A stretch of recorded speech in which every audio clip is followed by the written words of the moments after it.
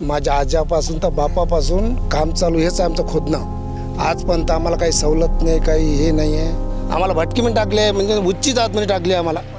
का त्यांनी म्हणलं आहे का हे जास्त लखपती आहे, आम्ही तर भीक मागतो इथं। काहीच नाही, घर नाही, दार नाही, काही नाही। माझ्या आजापासून घर नाही दिलं अजून आम्हाला, घरकुलचं नावच नाही आमचं। आणि ते का नाक टोचतो सर, त्याच्यात काय भेटत नाही काय नाही।